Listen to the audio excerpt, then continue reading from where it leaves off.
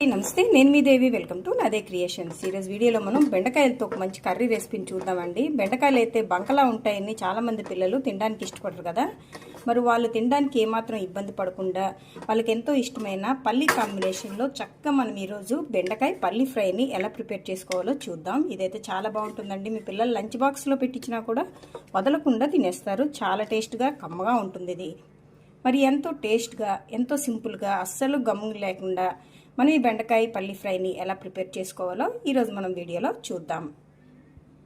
బెండకాయ పల్లి ఫ్రై కోసం ముందుగా ఇలా ఒక మిక్సర్ జార్ని తీసుకొని దాంట్లో పొట్టు ఒలిచి పెట్టుకున్న వెల్లుల్లి, మీ టేస్ట్కి తగ్గట్టుగా కారం, కొద్దిగా సాల్టు, నేను ఈ మసాలా కోసం మాత్రమే సాల్ట్ని ఇక్కడ యాడ్ చేస్తున్నాను, కొద్దిగా పసుపు, కొద్దిగా జీలకర్రని వేసేసి ఇది కొంచెం మెత్తగా పౌడర్లో ప్రిపేర్ చేసి రెడీగా పెట్టుకోండి.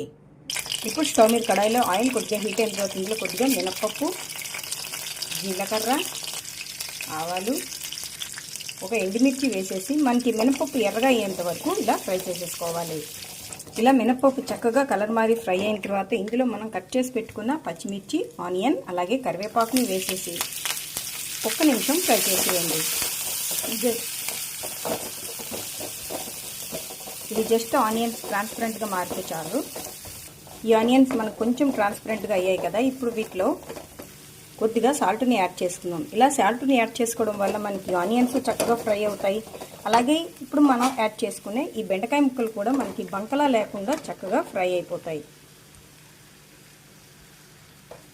ఇప్పుడు వీటన్నిటిని ఒకసారి కలిపేద్దాం. ఇలా బెండకాయ ముక్కలు యాడ్ చేసిన తర్వాత దీని మీద మూత పెట్టకుండా మధ్య మధ్యలో కలుపుకుంటూ చక్కగా ఫ్రై చేసేసుకోండి.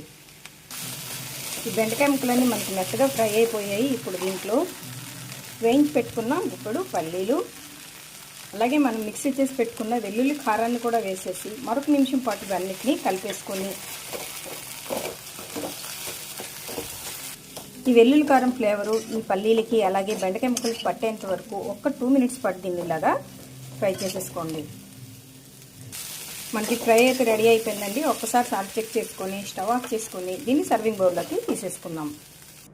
అంతేనండి, రొటీన్కి భిన్నంగా అస్సలు జిగురుగా లేకుండా బెండకాయ పల్లి ఫ్రై మనకు రెడీ అయిపోయింది. ఇది చాలా బాగుంటుంది. మీరు ఒకసారి ట్రై చేయండి.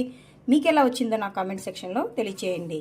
అలాగే మరిన్ని టేస్టీ రెసిపీస్ కోసం నాదే క్రియేషన్స్ని సబ్స్క్రైబ్ చేసుకోండి. Thank you for watching.